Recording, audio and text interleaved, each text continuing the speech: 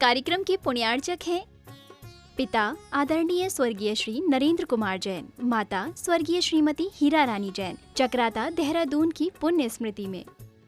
पुत्र एवं पुत्रवधू श्री अनु जैन, श्रीमती चारू जैन, पौत्री सानिया जैन एवं सारा जैन, कैलिफोर्निया USA एवं समस्त चक्राता जैन परिवार। आदरणीय ससुर जी श्री अशोक मित्तल जैन व सासू जी श्रीमती निशा मित्तल जैन, अशोका मोटर्स, हिसार, हरियाणा निवासी के प्रति प्रेम एवं सम्मान में।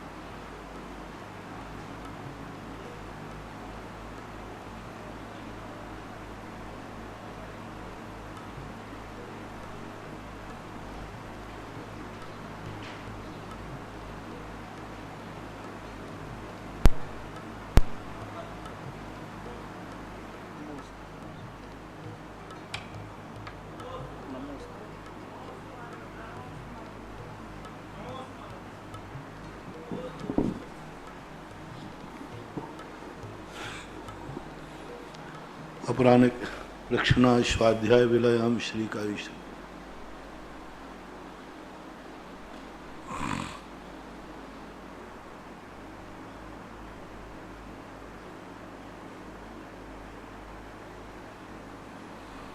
नमो अरिहंताणं नमो सिद्धाणं नमो आयर्याणं नमो वज्रायाणं नमो लोये सव्यसाहूणं। पंच परमेष्टि भगवान की जय। आचार्य श्री गुरुवर कुंद कुंद महाराज की जय। आचार्य श्री गुरुवर विद्यासागर महाराज की जय। परम पूज्य निर्यापक श्रमण मुनि श्री सुधा सागर जी महाराज की जय। आयुष जैन सांगानेर गुरुवर नमोस्तु। महाराज जी, इनकी जिज्ञासा है, पंचम अध्याय में जो पुद्गल के उपकार का सूत्र आया, शरीर वांग मन है प्राणापाना पुद्गला नाम। ये जो शरीर जो वांग जो भी पुद्गल के उपकार हैं, अगर ये उपकार नहीं होते पुद्गल के तो कर्म वर्गणाएं नहीं होती, और कर्म वर्गणाएं नहीं होती तो हम लोग आराम से सिद्धशिला पर आराम कर रहे होते सिद्ध बन के। ये इसको उपकार कैसे माना जाए? तो ना तो संसार होता ना मोक्ष होता। ये तो प्रकृति प्रदत्त क्रियाएं हैं। प्रायोगिक क्रियाएं हों तो उनमें अपन कल्पना कर सकते हैं। काल आकाश अंधेरा नहीं होता तो काश तो इसमें तो अपन कोई भी चीज में ले सकते हैं। तो ये तो प्रकृति प्रदत्त नेचुरल सृष्टि, इसी का नाम है। यदि ये सब नहीं हो तो इसको सृष्टि क्या, दुनिया क्या? तो ये किसी के किए हुए नहीं हैं, स्वाभाविक हैं, इसलिए नहीं होने का प्रश्न नहीं उठता। ये तो स्वभाव है, सृष्टि का एक अंग है। प्रबल जैन चरगवा शिवरार्थी गुरुवर नमोस्तु। महाराज जी ये भी बोल रहे हैं कि पुद्गल द्रव्य तो समझ में आ रहा है, दिख रहा है कि पुद्गल है, लेकिन धर्म अधर्म आकाश काल ये दिख नहीं रही हैं, तो हम इसको क्यों माने जब दिख नहीं रहे हैं? तो तुम्हारी तो आत्मा भी तो नहीं दिख रही, मरने के बाद कहाँ जा रही, फिर क्यों मान रहे हो? भगवान भी तो नहीं दिख रहा है, वो कहाँ जा रहा है? कितनी चीज़ें हैं जो नहीं दिख रही लेकिन अपन मान रहे दूसरे। चंद्रमा भी तुम्हें कहाँ दिख रहा है? दूसरा कह रहा है कि चंद्रमा है, हम पहुँच गए, तो अपन मान रहे। अमेरिका है, कितनों ने देखा अमेरिका? कहाँ दिख रहा है? तो अपन को तो ऐसा नहीं, जैसे दूसरे का देखा हुआ व्यक्ति है, जो दुनिया में है वो किसी ना किसी का प्रत्यक्ष जरूर है। अब वो प्रत्यक्ष जो देखने वाला है वो हमारा विश्वसनीय है। अपन को कोई कहते कि अमेरिका में व्हाइट हाउस है, तो अपन कहते कि भाई है, क्योंकि हमारे विश्वसनीय व्यक्ति ने कहा। ऐसा ही दुनिया है, धर्म द्रव्य है, क्योंकि हमारे विश्वसनीय सर्वज्ञ भगवान ने कहा है। दुनिया में अपन यदि विश्वास पे नहीं चले तो कुछ नहीं हो सकता। हमारे माँ बाप पे संदेह हो जाएगा, क्या पता है माँ बाप है कि नहीं, क्या प्रूफ? बहुत सारी चीज़ें ऐसी जिन पे अपन संदेह कर सकते हैं। तो ऐसी बात नहीं, संसार विश्वास के ऊपर चलता है, मानना ही पड़ेगा। इन्हीं का प्रश्न है महाराज जी कि जीव लोक के असंख्यात भाग में एक जीव रहता है, तो इतने सारे जीव उस अनंत लोकाकाश में कैसे रह सकते हैं? अवगाहनत्व गुण है। सभी द्रव्यों में एक सामान्य गुण होता है अवगाहनत्व, एक दूसरे की अवगाहना देने की क्षमता।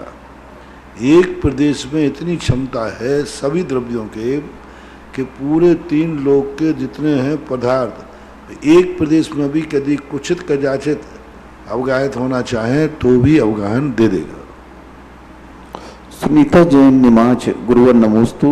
महाराज जी, इनका प्रश्न है कि हमारे जीवन में ग्रह का प्रभाव जो होता है वो कैसे पता चले कि किस ग्रह का प्रभाव हमारे जीवन में चल रहा है?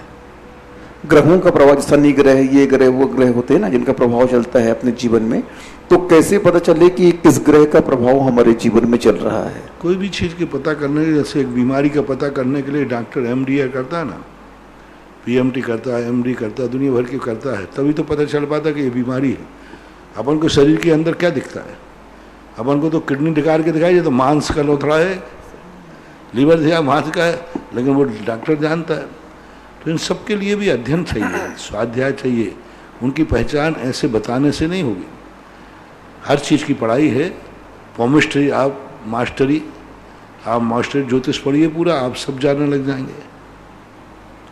पल्लव जैन जबलपुर गुरुवर नमोस्तु। महाराज जी, इनकी जिज्ञासा है कि संकट मोचन विनती है, उसमें आता है ककड़ी के चोर को कटार मारिए नहीं, इसका मतलब क्या है? यानी छोटी सी गलती पर उसके प्राण मत लो। छोटी छोटी गलतियों पे हम इतना कसाय कर लेते हैं कि आप देखते हैं कि छोटी छोटी गलतियों पे कितना बैर बांध देते हैं। अरे भाई, छोटी सी गलती थी, उसने कह दिया, अब उसने थोड़ी सी गलती कर दी और अपन बैर साध के बैठ गए, सालों महीनों जिंदगी निकल रही है बैर साधे। अरे भाई, छोटी सी गलती थी, छोटी गलती में माफ़ कर दो, ख़त्म बात हो गई। यानी कोई अपने प्रति एक दिन छोटी गलती करता है, अपन उसको बरसों महीनों जिंदगी भर घसीटते रहते हैं, करते रहते हैं, तो वो उसका नुकसान नहीं है, हमारी खुद की कसाईपना प्रदर्शित होता है। छोटी सी बात को लेकर यदि हम बढ़ाते हैं, हम अधिक समय तक रखते हैं, तो अपन समझते हैं कि इसमें हमारी महानता हो रही है। नहीं, अपनी रेपुटेशन गिर रही है, सामने वाले का रेपुटेशन गिरती है। यदि काकड़ी के चोर को कटार मारता है तो ककड़ी चोर वाले के ऊपर सारी दुनिया सहानुभूति करेगी, सारी दुनिया चोर के पक्ष में हो जाएगी और कटार मारने वाले के विपक्ष में हो जाएगी। तो हमें ये देखना पड़ता है कि जो अपराध करने वाला है, पहली बात वो किस स्तर का है। यदि वो छोटे स्तर का है और हम उसकी गलती को माइंड कर रहे हैं, तो सारी दुनिया हमें ही दोष देगी कि तुम इतने बड़े महाराज होकर, इतने बड़े चक्रवर्ती होकर, इतने बड़े बाप होकर के, और तुम इस गलती, छोटी सी गलती को कसाय कर रहे हो। एक बच्चा रो रहा है, उसने कपड़े गंदे कर दिए बच्चे में, और उसको बाप उसको ठोकने में लगा है, मारने में। तो उन्हें कपड़े गंदे क्यों किए? मैं शादी में जा रहा था, मैं बारात में जा रहा था, तो सब कर दिया। अब बोलो, अब कपड़े गलते किए बच्चे ने और ये मारने लगा है, तो अपन देखेंगे तो किसको गलती कहेंगे?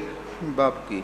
अब अरे बच्चे को मार रहा, प्राण भी ले लो तो उसको पता ही नहीं, उसने तो कर दी गंदी। उसको तो प्राण लेने पर भी वो ये नहीं मान पाएगा तो अभी है काकड़ी के चोर को कटार मारिए नहीं, बच्चे ने कपड़े मार कर दिए और उसको तुम थप्पड़ मारने लगे हो।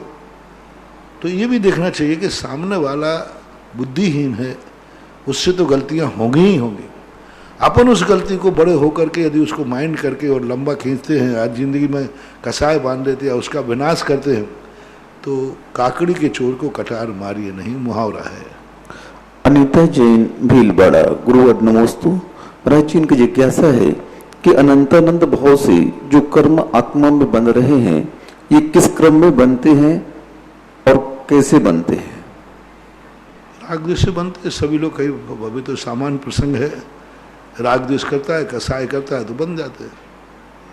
निर्मल जैन मिर्ची, अशोकनगर, गुरुवर नमोस्तु। महाराज जी, इनकी जिज्ञासा है कि अभिमान, स्वाभिमान और आत्मसम्मान, इन तीनों शब्द में मान शब्द आता है और तीनों की परिभाषाएं एक है कि अलग अलग है?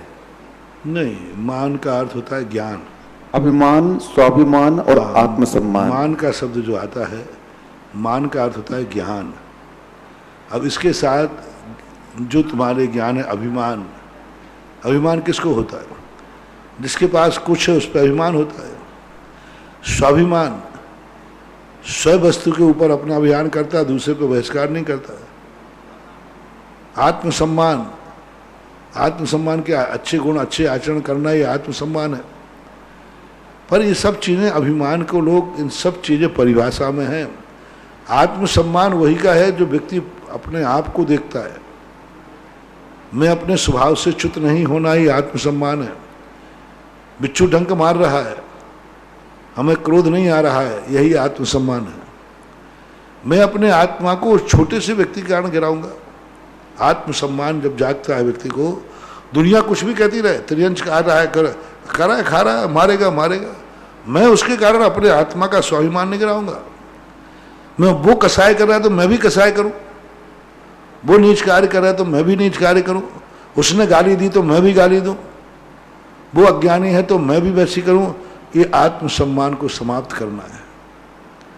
आत्मसम्मान करने वाला व्यक्ति कभी निमित्त से प्रभावित नहीं होता।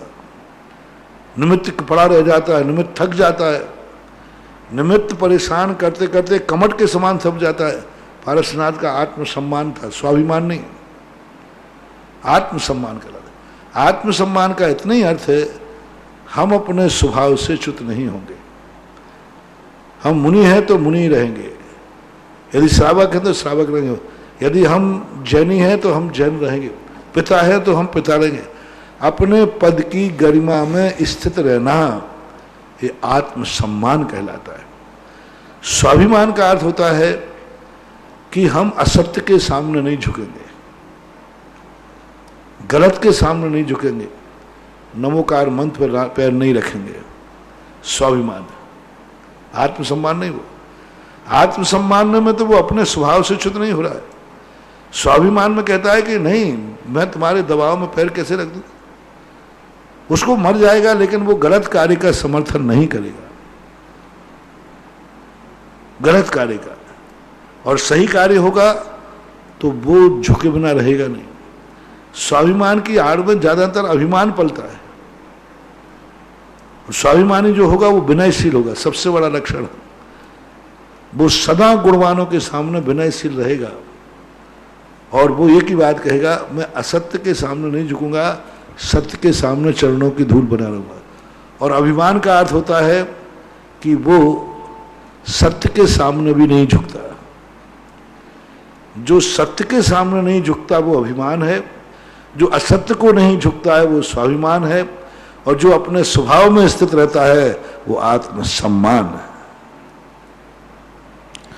डॉक्टर सुरभि जैन, सतना, गुरुवर नमोस्तु। महाराज जी, इनकी जिज्ञासा है कि व्यक्ति के मन के अंदर जो जिज्ञासाएं चलती हैं, कभी समाप्त क्यों नहीं होती? कोई ना कोई जिज्ञासा हमेशा बनी रहती है।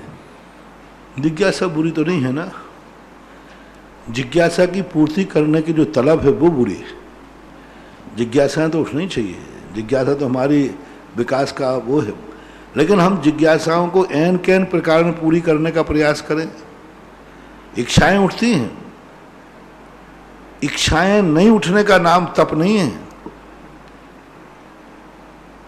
इच्छा यदि नहीं उठ रही है उसका नाम तप नहीं है, क्योंकि तप उसका मान लोगे तो फिर तप की जरूरत क्या है? इच्छा ही नहीं उठी। इच्छा निरोध हो, इच्छा हो, उसकी इच्छा की पूर्ति यदवा तदवा करना, जैसे तैसे करना नहीं, वो इच्छा का निरोध कहलाता है। इंद्रिय निरोध कैसे? आंख फोड़ लेना नहीं, आंख बंद कर लेना नहीं, हर किसी वस्तु को देखना चाह रहा है ये आंख, तो नहीं, ये चीज देखने लायक नहीं है। जो देखने लायक है वही दिखाना निरोध है। इच्छाएं तो उठना चाहिए, सबकी उठती हैं, लेकिन इच्छाओं की पूर्ति किस ढंग से की जाएगी वह कहलाता है निरोध। यदि यदवा तदवा करने पे हम उतर जाएं तो फिर वो स्वच्छंदता कहलाती। इसलिए तपस्वी का अर्थ ये नहीं कि वो इच्छाओं को नष्ट कर दिया, उसने इच्छाओं को कंट्रोल में कर लिया। कंट्रोल यानी इच्छा तो है लेकिन यदवा तदवा नहीं। जैसे खाने की इच्छा है, भूख लगी है, अब देखना इच्छा तो आई है, लेकिन इच्छा को यदवा तदवा कुछ भी खा लूंगा, कहाँ भी खा लूंगा, नहीं, उस इच्छा पे मैं कंट्रोल करता हूँ। आँख कुछ भी देख लेगी, नहीं, मैं आँख पे कंट्रोल करता हूँ, मैं आँख को झुकाऊंगा भी, आँख से देखूंगा भी, आँख को झुकाऊंगा ना। बीतरागी भगवान को कभी नहीं कहा कि अरहंत भगवान ने इंद्रिय निरोध किया, क्योंकि उन्होंने इंद्रियों को समाप्त कर दिया। अब निरोध क्या करेंगे वो? निरोध का अर्थ होता है इंद्रिय वही देखेगी जो हम दिखाएंगे, हर चीज नहीं देखी, इसको बोलते निरोध। इन्हीं की जिज्ञासा है महाराज जी की पंचमेरु की पूजन क्यों की जाती है और पंचमेरु का महत्व क्या है? भादों के अंदर पंचमेरु व्रत पड़ते हैं। जो पंचमेरु की व्रत करते हैं, क्योंकि पांचों मेरुओं में जो मूर्तियां होती हैं, गजदंत होते हैं, सब मिला करके इन सबके इनके व्रत होते हैं, इनकी पूजा होती है, उनका अवकाश होता है, पूरी व्रत कथा है, वो इन्हीं भादों में पढ़ते हैं। इसलिए पंचमेरु की पूजा की जाती है। कृत्रिम चैत्यालय 80 जनालयों के 5 मेरु 80 जन धाम, शब प्रतिमा जी को करहूँ प्रणाम, और गजदंतों के 20 और होते हैं। तो इस प्रकार का ये एक जैसे और व्रत होते हैं, ऐसा भी पंचमेरु भी व्रत है। जैसे दशलाक्षण पर, वो दशलाक्षण में के मध्य में ही पड़ता है। महाराज जी तीनों दशलाक्षण में आते हैं पंचमेरु की, पंचमेरु के व्रत। तीनों में आना चाहिए पूरा, पर अभी तो ये हाँ तीनों ही में आते हैं, सर 3 शाखाओं के होते। और पंचमेरु आते तो दशलाक्षण में ही है ना, दशलाक्षण के बीच में पढ़ते हैं, तो तीनों शाखाओं में ही होना चाहिए। फिर भी एक इस बात को व्रत कथा को उससे जानना पड़ेगा, जो पंचमेरु के व्रत करते हैं वो। उससे जैन खुराई गुरुवर नमोस्तु। महाराज जी इनकी जिज्ञासा है कि वनस्पति एक वृक्ष जो है वह वनस्पति का एक जीव है या उसमें अनंत जीव और है? वो एक जीव है, फिर उसके अंतर्गत अनंत जीव है। जैसे अपने शरीर के अपन एक जीव है, लेकिन इसके अंतर अनंत निगोदिया जीव है। एक एक पत्ते में फिर अलग जीव है, पत्ते में एक एक नसों में अलग जीव है, पुलवी में अलग जीव है। गोमरसार के अंदर कहा कि हर पुलवी साधारण जीव होती है। पुलवी यानी जहाँ से उसकी जड़ होती है, जहाँ पत्ता ज्वाइंट होता है, पत्ता लगा तो वहाँ साधारण है, और सबसे ऊपर की जो कलगी है बिल्कुल बारे बारे, वो सप्रतिष्ठित है, वो कलगी साधारण है। आपने देखा होगा भिंडी को ऊपर से आप तोड़ते हैं, कौन सी भिंडी तोड़ते हैं जो टूट जाती है, तो सोच समझते ये भिंडी अभक्ष है, नहीं, कई लोगों ने इसका गलत अर्थ ले लिया। ऊपर की जो टुंडी होती भिंडी की वो साधारण ही होती है, इसलिए उसको तोड़ के अलग किया जाता है। उसके बाद नीचे का हिस्सा अप्रतिष्ठित होता है, वो साधारण होकर के भी वह अनंत कार्य सप्रतिष्ठित नहीं माना जाता। एक पत्ते में पूरा पत्ता अप्रतिष्ठित है, लेकिन उसके ऊपर की कलगी और जहाँ पत्ता ज्वाइंट है वहाँ वो सप्रतिष्ठित है। वो चीज आगे कलगी नहीं खाई जाएगी, नीचे का नहीं खाएगा। भिंडी को भी सबसे ऊपर का हिस्सा जो छोटी सी होती है टुंडी, वो नहीं खाई जाएगी, और नीचे का जहाँ डंठल लगा रहता है वो नहीं खाया जाएगा। सभी फलों में ऐसे ही जानना चाहिए। ब्रती श्राविका किरण जैन और पाटन गुरुवर नमोस्तु। महाराज जी की जिज्ञासा है सत्य धर्म और सत्य व्रत में क्या अंतर है? सत्य वचन जो है, सत्य धर्म जो है, अपने अंदर की स्वाभाविक पढ़नी है। सत्य वचन वो है हित मित प्रिय वचन बोलना, हितकारी वचन हो, मित प्रिय हो, वो सत्य वचन कहलाता है। श्रीमती सीमा जैन, शिवपुरी, मध्य प्रदेश। गुरुवर नमोस्तु। महाराज जी, इनकी जिज्ञासा है कि सिद्ध भगवान जो होते हैं वो लोक के अंदर होते हैं या लोक के बाहर होते हैं? लोक के अंदर होते। तो लोक के अंदर अगर होते हैं तो महाराज जी छह डाला कार जी ने कहा है, जे त्रिभुवन में जीव अनंत है, सुख चाहे दुखते भवंत। तो महाराज जी, सिद्ध भगवान तो अनंत सुख के धारी होते हैं और लोक के अंदर अगर विराजमान है तो इन पंक्तियों का अर्थ हम वहां पर कैसे लगाएंगे? उसकी आगे पिछली पंक्तियां भी तो और लगाओ। जे त्रिभुवन में जीव अनंत है, दुख चाहे दुखते भय, सुख चाहे दुखते भवंत। फिर आगे और पीछे काल अनंत न गोध माझार बीतो एक इंद्र। पूरी व्याख्या पढ़ो पंचवर्ती, एक अकेली क्या, 3 लोक में जीव हैं, फिर ये भी तो है बिन ज्ञान भ्रमत है, बिन ज्ञान 3 लोक में बिना ज्ञान के भ्रम भी तो ज्ञान है। जब हम पूरी धारा को लगा देंगे तो अपने आप समझ में आ जाएगा, क्योंकि हमारे यहाँ कोई कथन होता ना, सामान से कथन कर दिया, लेकिन नवरी विशेषता ये है कि यदि ज्ञानी है तो वो 3 लोक में भ्रमण नहीं करता। पूरी 6 धारा की ये 4-5 पंक्तियां हैं, 2 पंक्ति पहले की और 2 पंक्ति बाद की लगाओगे तो वो समझ में आ जाएगा कि कौन भटकता है कौन नहीं भटकता। संजय मीना जैन, आधार तल, जबलपुर। गुरुवर नमोस्तु। महाराज जी, इनकी जिज्ञासा है कि हम आचार्य भगवान के पास एक बार गए और आचार्य स्वाध्याय कर रहे थे और हमने आचार्य के पास एक पर्ची रख दी जिसमें हमें व्रत लेना था। तो स्वाध्याय के बाद आचार्य ने उस पर्ची को पढ़ा और उसमें हमने आजीवन व्रत के लिए लिखा था और आचार्य ने कुछ कहा नहीं, बस आशीर्वाद दे दिया। तो महाराज जी, हम उसे क्या माने? आशीर्वाद माने, आचार्य ने आशीर्वाद दे दिया आपको, आपका व्रत हो गया। मैंने कहा ना, साधु का कोई भी शरीर के अंग की हरकत भी आशीर्वाद ही कहलाता है, स्वीकृति कहलाती है। निश्चय जैन, बेंगलोर। गुरुवर नमोस्तु। महाराज जी, अपने यहाँ मोर पिच्छी रखी जाती साधु लोग के माध्यम से, तो उमा स्वामी महाराज को गृद्ध पिच्छी बोलते हैं, तो उन्होंने गृद्ध की पिच्छी ली थी क्या? आपातकाल की चर्चाएं हैं। जब उनको कोई पिच्छी गुम गई जंगल में, तो घूमने के बाद अब साधु 7 कदम से ज़्यादा चल नहीं सकता, तो वहाँ तात्कालिक गिद्धों के पिच्छ पड़े थे, उन्होंने वो पिच्छी पंख लेकर के काम चलाया, क्योंकि हमें मुलायम पंख चाहिए। तो सबसे ज़्यादा मुलायम होते हैं पक्षियों के पंख, बहुत मुलायम होते हैं। गिद्ध के, कबूतर के, इनके पंख बहुत मुलायम, लेकिन वो इतने मुलायम होते हैं कि 2-3 बार लगाओगे उतने में ही खत्म हो जाए, लेकिन चला सकते हैं उसे। इससे भी ज़्यादा मुलायम है गिद्ध का पंख, इसलिए उनको गिद्ध पंखों को अपना काम चलाना पड़ा, इसलिए गिद्ध पिच्छाचारी के नाम से प्रसिद्ध है। आदि कुमार जैन, बंड, नागपुर। गुरुवर नमोस्तु। महाराज जी, की जिज्ञासा है कि जिस प्रकार से अपना हृदय और रक्त प्रवाह होता है, क्या तीर्थंकरों का भी इसी प्रकार से हृदय और रक्त प्रवाह चलता रहता है? बराबर जैसे चलता है वैसे उनका भी चलता है। मिनल जैन, सूरत। गुरुवर नमोस्तु। महाराज जी कह रहे हैं कि इंसान का अच्छा होना अच्छी बात है, लेकिन इंसान का ज्यादा अच्छा होना अच्छी बात नहीं है, ये बात कहाँ तक सही है? मैंने तो ऐसी पढ़ा नहीं कहीं, तुम्हारे मन ने बनाई ज्यादा अच्छा होना, मैंने तो ऐसे कहीं पढ़ा नहीं कि अच्छा नहीं है। कहाँ से पढ़ी आपने? कौन? ना तो नीति है, ना मुहावरा है, ना आगम है।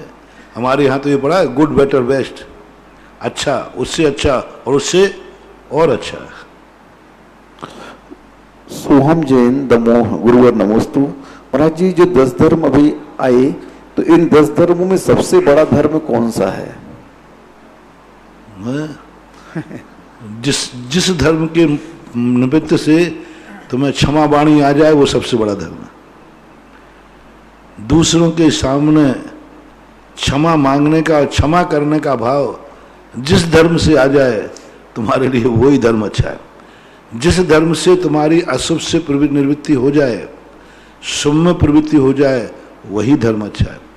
जिस निमित्त से, क्योंकि निमित्त होते हैं, जिस निमित्त की परिभाषाओं से हम सुधर जाएं।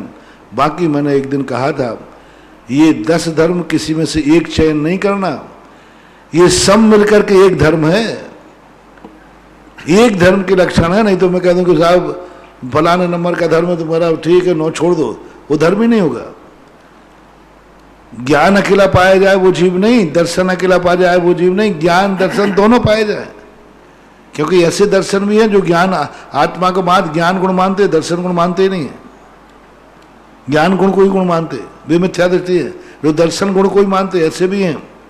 स्वसंवेदन स्वसंवेदन प्रत्यक्ष दर्शन को ही मानते, तो वो भी जैसे ऐसा नहीं। 10 धर्म जिसमें है वह एक धर्म है, ये 10 धर्म नहीं है। धर्म तो कहे जाते हैं, जैसे एक परिवार में 10 लोग हैं हम, तो सबके साथ अलग अलग, सब पाटनी हैं, सब पटवारी हैं, सब पाटनी हैं, पटवारी हैं। अब ये सबके साथ कर रहे हैं, लेकिन वंश तो एक ही है। इसी प्रकार 10 धर्म मिलकर के एक धर्म बनता है। एक धर्म को छोड़ दोगे तो धर्म विकलांग हो जाएगा। इसलिए 10 में कौन अच्छा है ये नहीं, 10 अच्छे, और 10 ही करना है। उनमें से एक भी धर्म छोड़ोगे तो तुम धर्म के पूर्णता को प्राप्त नहीं होगे। प्रमिला जैन सीहोर, गुरुवर नमोस्तु। महाराज जी, सभी वनस्पति और सभी मसाले औषधि हुआ करते हैं, तो हम लोग इनका सेवन करते हैं, तो इनका आभार हमें कैसे प्रकट करना चाहिए? औषधि, सभी औषधि जो भी लेते हैं, मसाले जितने होते हैं और वनस्पति जितनी होती है, पेड़ों के प्रति आप अनादर मत करो, उनको काटो मत, उनको सम्मान करो, उनको सिंचन करो, उनको खाद दो। जो चीज तुम्हारे ऊपर उपकार कर रहा है उसके प्रति दया भाव रखो। अनर्थधन मत करो, व्यर्थ में उसके पत्ते तोड़ के मत फेंको। तो उसकी जिंदगी के संबंध में भी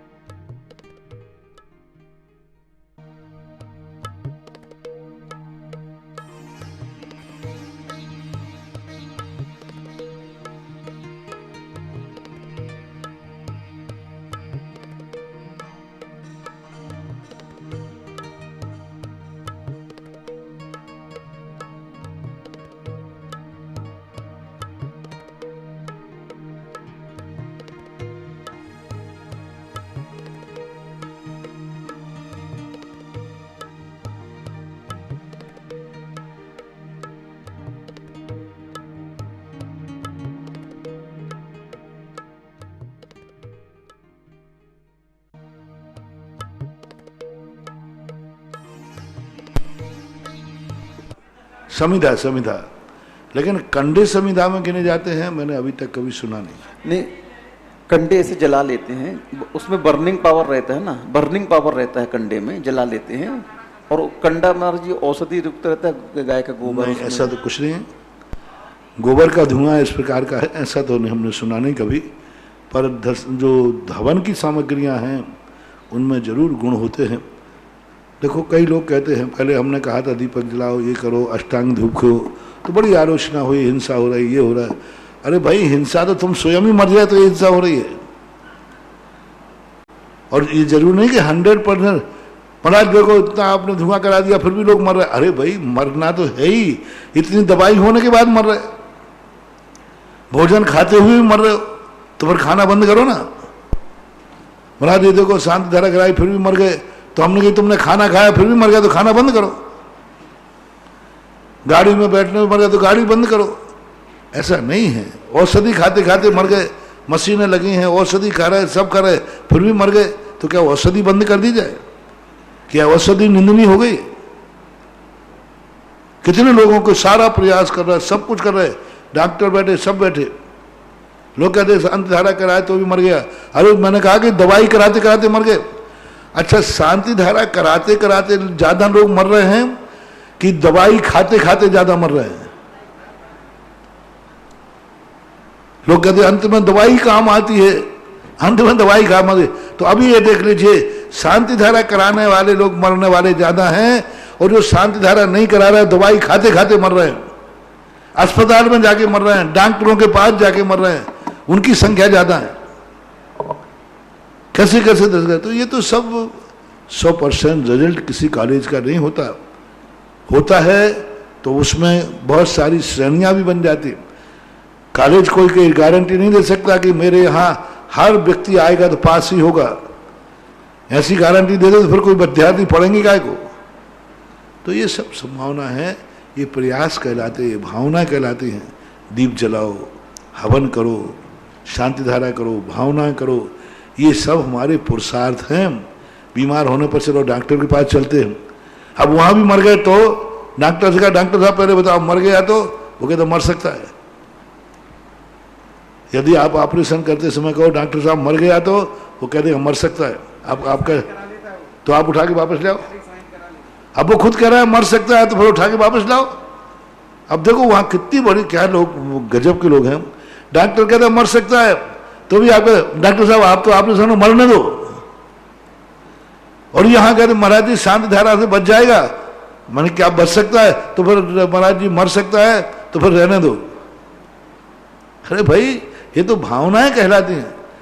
डॉक्टर से कहते डॉक्टर साहब आप तो मरे तो मरने दो, आप तो ऑपरेशन कीजिए, और मर भी जाता है, और वो मर गया फिर भी तुम दूसरे से ऑपरेशन करा रहे हो। अरे जब एक बार कोई मर गया तो आप ऑपरेशन बंद कराओ। जैसा कर्म क्षेत्र में पुरुषार्थ व्यक्ति करता है, सफल मिले या न मिले, तो भी पुरुषार्थ करने से कभी कोई चूकता नहीं है। ऐसे ही धर्म क्रियाओं में हमने पुरुषार्थ करना अपना काम है, सफलता मिल भी जाती है और नहीं भी मिलती है। काम तो यही करना पड़ेगा, फिर क्या करो बताओ? चलो नहीं करते हैं, भगवान का नाम लिए धर्म नहीं करते कुछ, फिर क्या करें? क्या करें बताओ? मक्खियां भगाएं, दवाई खाएं सो मरेंगे, नहीं खाएं सो मरेंगे। हमारे शास्त्र में खातव्यम सो मर्तव्यम और न खातव्यम सो मर्तव्यम। टकटका देते कुछ आते ना, दांत कटा कर किन क्यों करते? अब क्या करें? अब जिसमें तो यही कहा है, हमारे यहाँ तो यही कहा है, जब मरना ही निश्चित है तो उपवास करके मरो। जब मरना ही निश्चित हो गया तो खाके क्यों मरे? ऐसा है, अज्ञानी लोग हैं, ऐसा करते रहते हैं। सचिन जैन बंडा सागर, गुरुवर नमोस्तु। महाराज जी ये कह रहे कि हम लोग शिखर जी गए परिवार के साथ में, बहन वगैरह रिश्तेदार के साथ में, तो वहां पर एक मंदिर बन रहा था और भैया जी ने बोला कि आप सामूहिक रूप से एक मूर्ति रखो, क्योंकि जब आपके प्रवचन सुने कि मूर्ति वगैरह का पुण्यार्चक एक व्यक्ति होना चाहिए, मिलकर के मूर्तियां नहीं रखनी चाहिए। तो महाराज जी हमने वहां पैसे नहीं भेजे, तो अब हमारे पैसे वहां भेजने के भाव नहीं हो रहे हैं, तो उन पैसों का हम क्या करें महाराज जी? क्योंकि सामूहिक वो तैयार नहीं हो रहे हैं। वहाँ कमेटी से एनओसी लीजिए कि भाई हम मूर्ति में चंदा नहीं देना चाहिए, मूर्ति छोटी बैठा लो, अपने स्वयं की स्वतंत्र बैठना चाहिए। उनको एक बार सूचना दे दो, सूचना देने के बाद उसको कहीं और दूसरे काम में भी लगा सकते।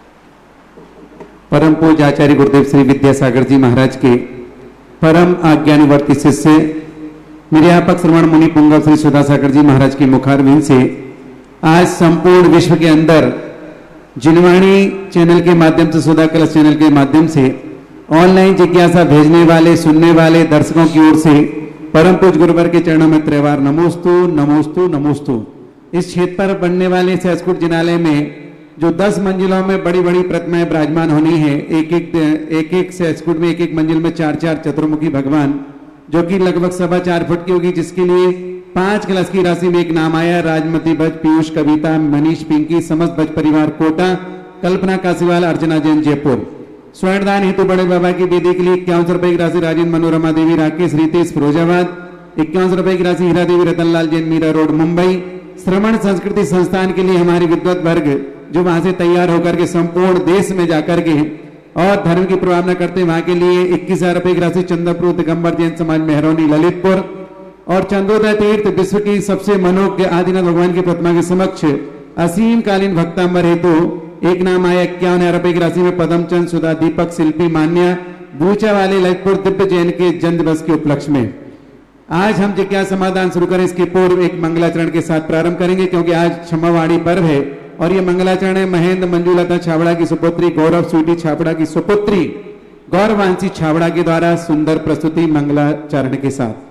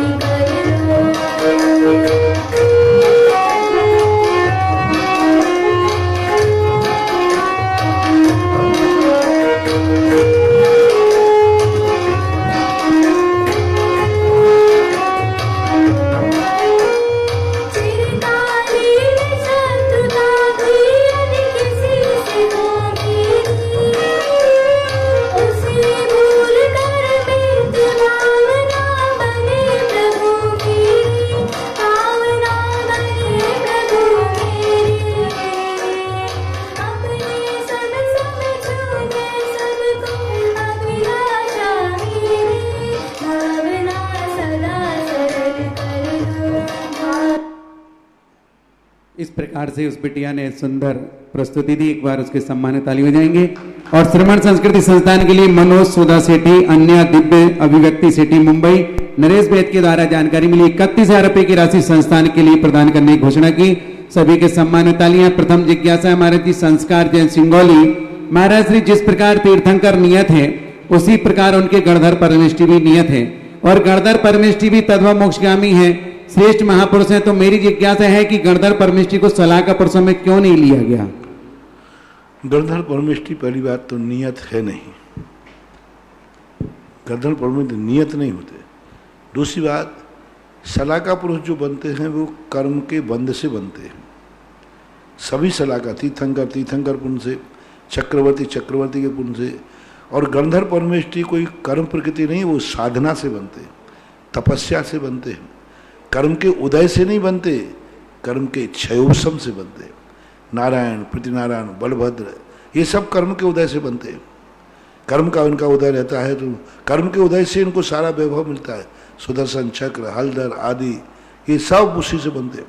लेकिन गंधर्व परमेष्ठि तो एक तपस्या है, साधना है, वो कर्म के उदय से कैसे बन सकती है? वो तो जो व्यक्ति उस प्रकार की साधना और तपस्या कर लेते हैं उनका क्षयोपशम बन जाता है, वो बनते हैं। इसलिए इनको सला का पुरुष में, और इनकी संख्या निश्चित नहीं होती। इनकी संख्या कितनी भी, एक गणधर्व भी हो सकता है, 84 गणधर्व भी हो सकते हैं, 10 गणधर्व भी हो सकते हैं, 11 गणधर्व भी हो सकते हैं। कोई संख्या इनका निर्धारण नहीं होता। अनिल जी पटवारी, ज्ञानब महाराज श्री के चरणों में नमोस्तु। ज्ञानार्णव ग्रंथ के अनुसार जिज्ञासा है, प्राणी मात्र का, प्राणी का हित मोक्ष है, वह कैसा है? समस्त प्रकार की बाधा से रहित है तथा अपने स्वभाव से उत्पन्न है, और जो स्वभाव से उत्पन्न हो उसका कभी नाश नहीं होता है। तो मेरा प्रश्न है कि मोक्ष स्वभाव से उत्पन्न कैसे होता है? कृपया समाधान करें। स्वभाव से उत्पन्न नहीं होता, स्वभाव ही है। विभाव हट गया। पानी में शीतलता कहां से आई? कहां से आई? गर्माहट हट गई, गर्माहट आई थी, शीतलता नहीं आती। गर्माहट अग्नि के संस्कार से आई थी, अग्नि का संस्कार हट गया, शीतलता तो उसका स्वभाव है, शीतल है। इसलिए सुख जो आत्मा का स्वभाव, इसलिए कह दिया गया कि जो दुख था वो नैमित्तिक था। सांसारिक जो सुख है वो दुखी मान लेना चाहिए, दुख में हुआ। तो जो दुख थे, सांसारिक सुख थे, ये सब कर्म के उदय से आए थे। और जैसे ही निमित्त हट गया, शीतल तो उसका स्वभाव है।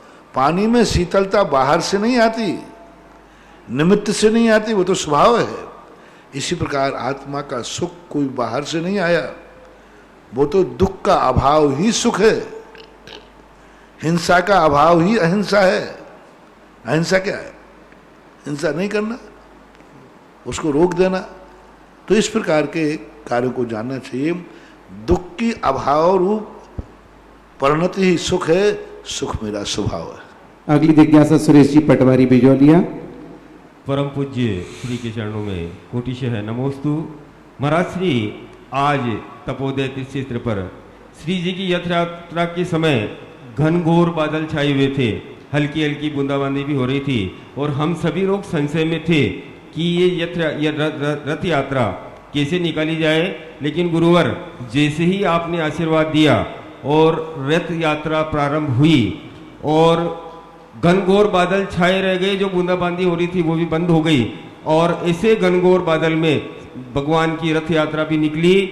गगन बिहारी पार्श्वनाथ भगवान का अभिषेक भी हुआ, शांति धारा भी हुई, और जो बूंदाबांदी थी वो भी बंद हो गई। ये एक बहुत चमत्कार से कम नहीं है। और गुरुवर, दिल्ली से भी एक भक्त का फोन आया अभी शाम को। वो ये कह रहे थे कि जैसे ही महाराज श्री ने अपने सर पर गंधों तक धारण किया, उसी समय 1 सेकंड के लिए ऊपर से बारिश हुई और दूसरी सेकंड में बंद हो गई। तो महाराज जी, इसको हम क्या कहेंगे? पहली बात देखो, मेरा नेचर कुछ अलग है। प्रकृति को मैं कभी रोकता नहीं हूं और प्रकृति से कभी रुकता नहीं हूं। जय हो, जय हो, जय हो। मेरा प्रकृति से का वायदा है कि मैं तुम्हें रोकूंगा नहीं, लेकिन तू भी मुझे नहीं रोक सकती। जब निश्चित कर लिया है कि रथ यात्रा होगी तो होगी। सबने कहा कि महाराज जी बादल बहुत छा रहे, हमारे छुल्लक जी वगैरह तो बैठ ही गए हथियार, कमरे से कोई बाहर ही नहीं, बोले अब तो होना ही नहीं है। मैंने कहा कि भाई वो तो होके रहेगा। और मैंने बरसात को रोका नहीं, बरसात रुक गई वो जाने डर के कारण, अतिशय कारण। मैंने उसको नहीं, मैंने कहा तुम तो जितना घनाघोर बरसना बरसो, मैं तो ये चाहता हूं कि तुम इतने बरसो कि हम जाएं नदी में से और आने में तैर के आना पड़े। हाँ, मैंने कहा कि क्या होगा महाराज जी, बाढ़ बहुत तेज आ गई, तो मैंने इतना ही होगा कि नदी में बाढ़ आ जाएगी, तो उसकी कोई चिंता नहीं है। चुन लिया है पथ जो मैंने, मैं उसी पथ पर चलूंगा। दे दिया सर्वस्व जिसको, उसको अब ना चलूंगा। खो दिया इस पार पर उस पार में पाके रहूं। जय हो, जय हो। क्या बात है। मैंने कई बार मेरे पास हुए, भिंडर के अंदर चतुर्मास था, सुबह जुलूस निकलना था जो शिविर के समापन का, घनघोर बरसात, बैठे रहे। हमने कहा कि नहीं, जुलूस तो निकलेगा, यहाँ भी बिजौलिया में जी, शिविर में पिछले साल जुलूस तो निकलेगा। पर निकला 9:30 बजे निकला। यहाँ तो यहाँ पर चारों तरफ से पानी की वजह, अभी तो कुछ भी नहीं था, ये तो घटा ही थी। पिछली बार तो घटा बरस भी चुकी थी, नदी चढ़ गई थी रास्ते में, नदी की बाढ़ थी, तो भी जुलूस निकला था और ठाठ से निकला था। अपने इरादे मत बदलो, बीच में बाढ़ आती है तो आने दो। जय हो। सीधी बात है कि वो प्रकृति अपना काम करेगा, प्रकृति को रोकना नहीं। पर ध्यान रखना, मेरा नेचर है, मैं प्रकृति को कभी रोकता नहीं, लेकिन मैं प्रकृति से रुकता भी नहीं। जय हो। नमो शिवाय। अगली जी और वो जो पानी की बरसात उनको महसूस हुई, तो मैंने इतनी यथार्थ में, मैं जो कुछ भी काम करता हूँ अंदर चेतना से करता हूँ। मैं किसी की प्रेरणा से, किसी के दबाव पर, किसी के कहने पर नहीं करता। ये मेरी अंतर चेतना, और मैंने अपनी अंदर चेतना से कहा कि हे भगवान, आज का गंधोदक मेरे हर भक्त के माथे पर पहुंचना चाहिए। जय हो सकता है वो गंधोदक मेरे हाथ में आते ही गर्मी से भाप बन करके उड़ करके गया और तुम्हारे ऊपर बरस गया हो, कोई बड़ी बात नहीं, सब संभव है। बस अपने अंतर चेतना से देना चाहिए, अपने अंदर भावना से जो क्रिया की जाती है।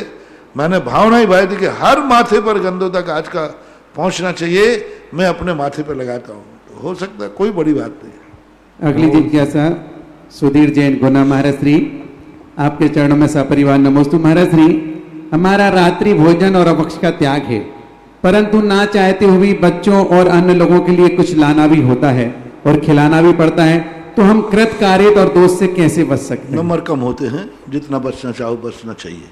अब नहीं बचते हैं तो नंबर तो कम होंगे। अगली जिज्ञासा रिकॉर्डिंग के माध्यम से। फैल नहीं माने जाओगे, फैल तो नहीं कहूँगा क्योंकि गृहस्थी है, मजबूरियाँ होती हैं, लेकिन नंबर तो कम होते हैं। अगली जिज्ञासा रिकॉर्डिंग के माध्यम से। श्रमण 108 श्री सुधा सागर जी महाराज के चरणों में मेरा व मेरे परिवार का बारंबार नमोस्तु।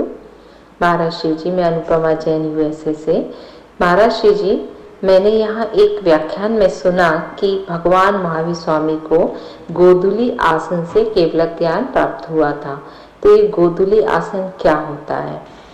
ध्यान कितने प्रकार के होते हैं? क्या किसी भी आसन से ध्यान करने से केवल ज्ञान की प्राप्ति की जा सकती है? गोधूली आसन, गोधूली आसन। नमोस्तु महाराज जी। ध्यान कितने प्रकार का होता है? गोधूली आसन, गोधूली है, गोधूली तो है, गोधूली भी है और गोधूली आसन भी है। लेकिन महावीर स्वामी को गोधूली आसन से हुआ है। गोधूली समय कहलाता है, गाय जब खेत से चर करके लौटती है उस समय गोधूली कहते हैं। उसको बड़ा मांगलिक माना, शुभ माना, क्योंकि गाय स्तन में दूध भरा रहता है। दूध से भरे हुए स्तन जिस गाय के हैं और वो नगर की तरफ लौट रही है, तो वो नगर के लिए या किसी कार्यक्रम के लिए बहुत शुभ मानते हैं गोधूली का कार्यक्रम। और गौ दोहन की आसन होती है, गौ दोहने की एक आसन होती है, उकड़ू करके बैठते हैं। तो जिस आसन से गाय को दुहा जाता है, गाय के सामने क्या पालथी मार के धोते हो? उकड़ू कर। तो जिस आसन से गाय को दुहा जाता है उसे गौ दोहिनी आसन कह लेते हैं। लेकिन महावीर स्वामी को उस आसन से केवल ज्ञान हुआ, ये दिगंबर आमना में तो नहीं है। दिगंबर आत्मा में सभी तीर्थंकरों को पद्मासन अथवा खड़गासन, दो ही आसन से मुक्ति प्राप्त हुई। अन्य कहीं के श्वेतांबर आदि परंपरा में हो तो मेरे ज्ञान में नहीं है। अगली जिज्ञासा पुनः रिकॉर्डिंग के माध्यम से। परम उपकारी श्रेष्ठ गुरुवर की श्री चरणों में क्षमा भाव के साथ कोटि कोटि नमोस्तु। गुरु जी, कल आपने जैसा कि बताया कि द्रव्य व्रत लेने के लिए वीर्यंतराय कर्म का संयोक्षम होना चाहिए, यह बात तो समझ में आती है गुरु जी, किंतु मिथ्यात्व के मंद उदय और अनंतानुबंधी जो कि श्रद्धा और चारित्र दोनों का घात करती है, अनंतानुबंधी का मंद उदय में द्रव्य व्रत लिए जाते हैं, यह बात समझ में नहीं आई गुरु जी, क्योंकि अभव्य जीव तो धम्मम भोग निमित्तम, धर्म ही भोगों के निमित्त करता है, उसका तो अभिप्राय सही नहीं है। तो जहाँ अभिप्राय सही नहीं है वहाँ मिथ्यात्व का मंद उदय और अनंतानुबंधी का मंद उदय कैसे हो सकता है गुरु जी? कृपया अभिप्राय सही होने, अभिप्राय गलत और सही होने से कसाय की मंदता और तीव्रता पर फर्क नहीं पड़ता। यदि उसके धम्म भोग निमित्त हैं, लेकिन कई बार तो उसने के धम्म के भोगों के निमित्त का उसके ज्ञान में नहीं आ रहा, पकड़ नहीं रहा, वो संकल्प पूर्वक नहीं करता कि मैं मुनि बन रहा हूं धर्म के भोगों के लिए, ऐसा संकल्प नहीं करता। वो धर्म का लक्ष्य नहीं बना पा रहा, यही कारण है। कर्मों की निर्जरा का साधन नहीं बना रहा, मंद बुद्धि। और अभिप्राय खोटा भी हो तो ध्यान में जब बैठता है तो उसकी लेस्या मंद हो जाती है। अभव्य परम सुख लेस्या को कैसे प्राप्त हुआ, हमने उदाहरण भी दिया था कि एक अभव्य 9वें गृह जा रहा है, किसके बल पर, कौन सा कर्म है, कसाय की मंदता, सुख लेस्या। और लेस्या किसे कहते हैं, योग प्रवृत्ति कसाय अनुरंजित लेस्या। तो कसाय और योगों की प्रवृत्ति को वो रोक लेता है, इसलिए वो द्रव्य चारित्र को प्राप्त करता है। अभिप्राय भले उसका धर्म के भोगों का है, लेकिन धर्म के भोगों को प्राप्त करने के लिए भी तो क्षमता परिणाम है, बहुत शांत परिणाम से बैठा है। अभिप्राय खोटा होने से लेस्या बिगड़ती है, ऐसा नहीं, बात नहीं है। अभिप्राय खोटा है लेकिन उसको पाने के लिए कितना क्षमता भाव से बैठा है, ऐसा। दूसरी बात है कि उसके मन में जो भोगों की प्राप्त करने की लालसा है, तो वो लालसा दो रूप में होती है, एक बुद्धिपूर्वक और एक अबुद्धिपूर्वक। अबुद्धिपूर्वक अभव्य में पड़ी रहती है, अभव्य भी नहीं जान रहा है कि मैं भोगों के लिए प्राप्त कर रहा हूं, लेकिन वो धर्म के प्रति श्रद्धा नहीं कर पाता है, इसलिए उनको कह दिया जाता है कि धम्मम भोग निमित्तम नातु कम्म क्षय निमित्तम। लेकिन कसाय की मंदता ही कारण है, अन्यथा द्रव्य चारित्र तुम किस कर्म के उदय से बनाओगे, किस कर्म के क्षयोपशम से बनाओगे। चलो, कौन सा कर्म क्षयोपशम, ज्ञानावरणी से तो बनेगा नहीं, दर्शनावरणी से बनेगा नहीं, मोहिनी का क्षयोपशम उसका है ही नहीं, अनंतानुबंधी का उदय। तो वो नियम से उसकी मंदता, कसाय मंदता ही कारण बनता है। अब तो यही देखें, अभव्य 9वें गृह जाता है, किस बल पर। और दूसरी बात सुने, कितनी बड़ी बात है, 9वें गृह में भोग है ही नहीं। 9वां गृह को जो मिला, तो यदि उसने भोगों के लिए किया था तो कौन से भोगों के लिए किया था, वहां पंचेंद्रिय के विषय ही नहीं है, दिन रात तत्व चर्चा है।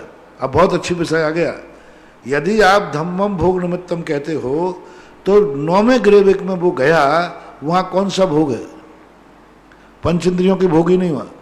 24 घंटे क्या है, तत्व चर्चा है, जिनवाणी की चर्चा है, परम सुख लेस्या है। तो फिर उसको 9वां गृह क्यों मिला, उसने तो भोगों के लिए मुनि बना था। नहीं, भोगों के लिए बनने का अर्थ है कि वो सच्चे कर्म निर्जरा का सिद्धांत नहीं कर पा रहा है। जैसे आप एक इंद्रिय, दो इंद्रिय आदि हैं, असंगी है। अब असंगी धर्म कर मतलब परिणामों में निर्मलता है उसकी, लेकिन काय के लिए है कोई पता नहीं। अपात्र जिसे कहते हैं, अपात्र भी एक भिखारी विनय कर रहा है, काय के लिए कर रहा है, रोटी के लिए कर रहा है। लेकिन रोटी के लिए कर रहा है, उसका मात्र सामान्य भाव है, बाकी सामान्य रूप से करता रहता है।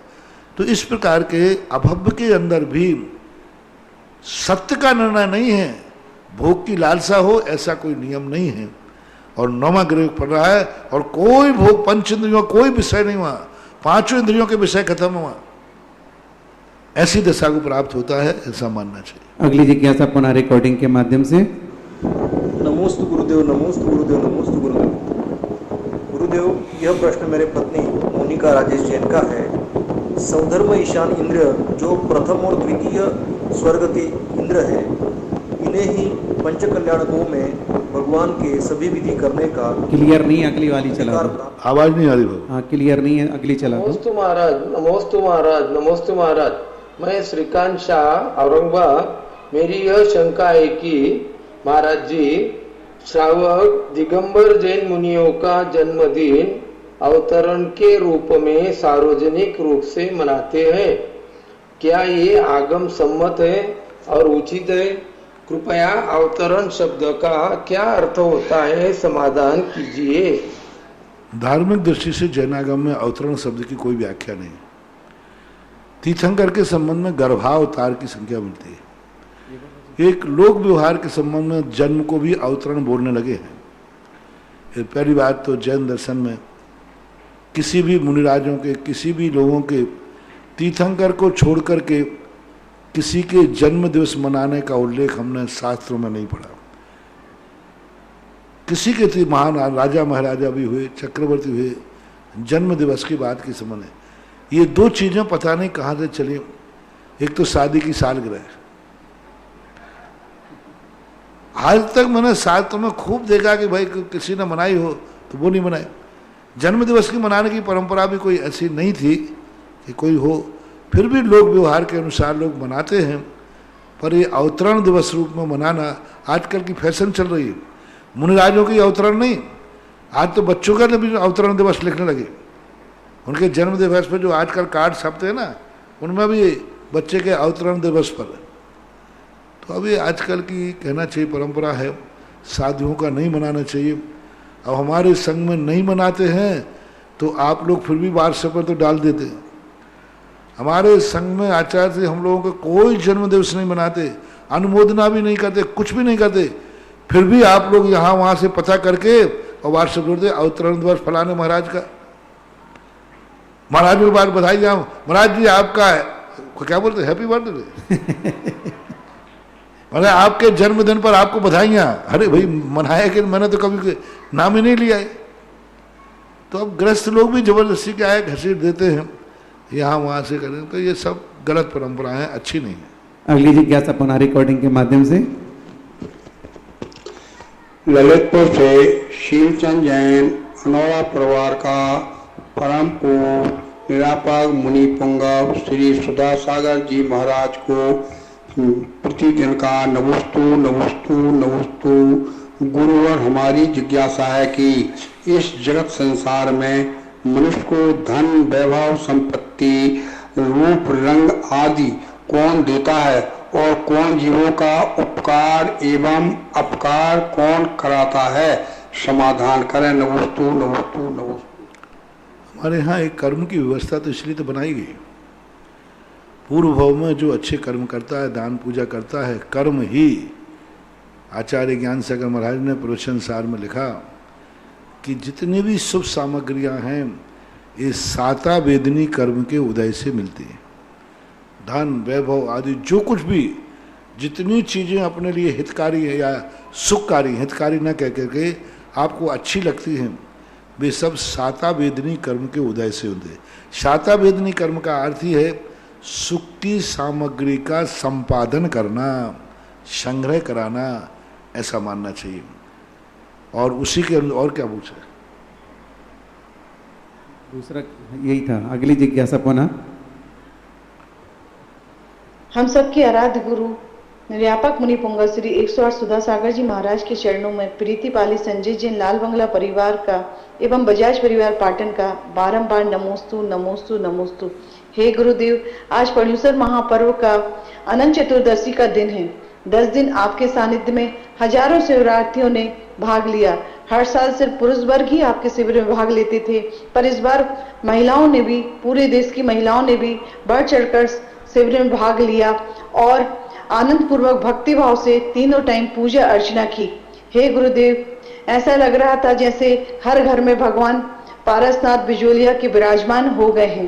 गुरुदेव, आज हमारी जिज्ञासा कुछ नहीं है, सिर्फ आपके चरणों में निवेदन है कि हम सब शिवरार्थियों को आप अपने दोनों हाथों से वहीं से आशीर्वाद दें, जिससे हम सब धन्य हो जाएं और आप अपने आशीर्वचन हम सबको दें।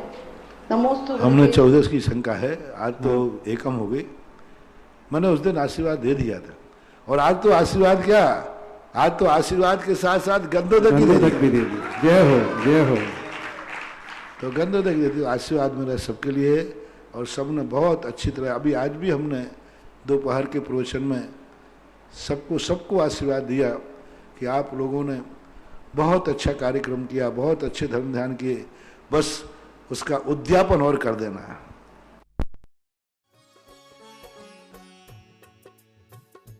इस कार्यक्रम के पुण्यार्चक थे पिता आदरणीय स्वर्गीय श्री नरेंद्र कुमार जैन, माता स्वर्गीय श्रीमती हीरा रानी जैन, चक्राता देहरादून की पुण्य स्मृति में। पुत्र एवं पुत्रवधू श्री अनु जैन, श्रीमती चारू जैन, पौत्री सानिया जैन एवं सारा जैन, कैलिफोर्निया USA एवं समस्त चक्राता जैन परिवार। आदरणीय ससुर जी श्री अशोक मित्तल जैन व सासू जी श्रीमती निशा मित्तल जैन, अशोका मोटर्स, हिसार, हरियाणा निवासी के प्रति प्रेम एवं सम्मान में